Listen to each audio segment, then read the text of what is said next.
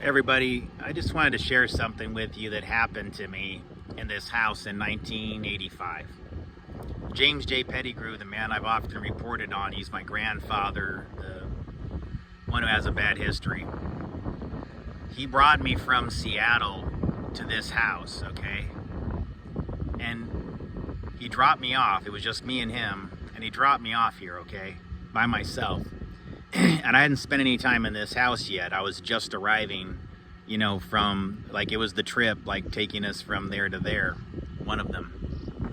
And I had this really strange paranormal experience that I was looking for answers for. Like, it always perplexed me what happened there.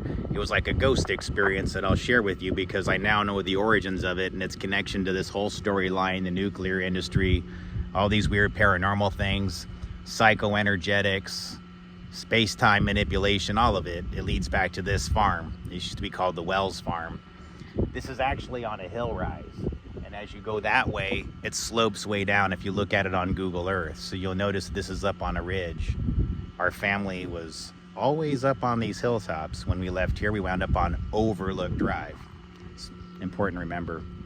A lot of paranormal, esoteric things going on within our family, especially on my mother's. Actually, both sides are super esoteric, but my mother's Rebecca Assembly relationship seems to be more relevant to what's going on. It's my personal feeling that this farm, before we got here, I just don't believe the story that my family gave me about who actually owned it, but that's a whole nother topic. I think this was connected to like things involving the Love family, the Church of Jesus Christ in Armageddon, and a lot of those groups, because near here there was a kid that, like I remember his parents telling me like that they were in those festivals and they did those things that were connected to the Love family. Anyways, I had a weird experience here when James dropped me off in 1985. Sorry to be bouncing around. I sat down. There was no television or anything there. There's just a round table, a couple chairs, and a radio. So I had turned on this radio, and I'm not sure if this played into what happened or not, but I was kind of tuning into the different stations, and I couldn't find anything that I liked or that would tune into properly or whatever. But after messing with the radio for a while, I shut it off. And then after I shut it off, I looked down for a second, and then when I looked up, half of a woman's body, that it was like grayish white, and it was her from about where her waistline was, like from her hips down. There was no upper half. She walked right into me, and it froze me. I was absolutely petrified by this experience. And sometime around 2012, so that happened to me in 1985 when I was around 10 years old. And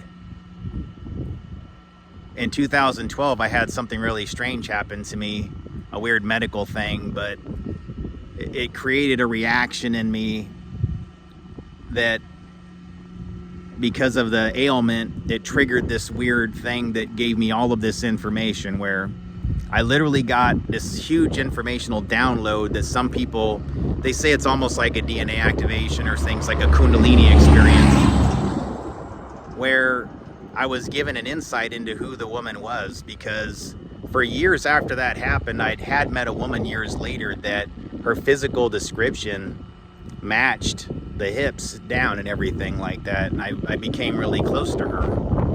And so it was really strange to me that in 2012, when all that happened, and I had this moment, it basically revealed to me that that wasn't a ghost, it was a person. And it was a specific woman. And she's somebody that I know. And I'm not sure how to reconcile with that. That's made me feel really confused about a lot of things for a long time, in case folks out there kind of wonder, like, what's up with that, who know me better.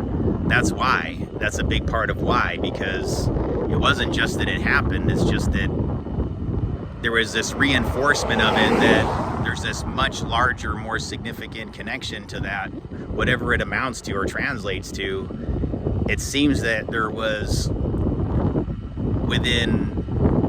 look, I don't necessarily think it was time travel. I think what I experienced was a physical apparition, partial spiritual, partial physical,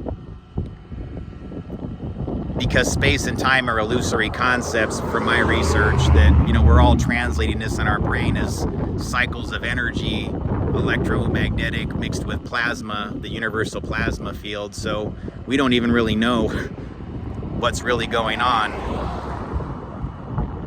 But I know that that was my insight into that there's, yeah, we're in a physical reality here, but there's something way deeper going on and way more spiritual.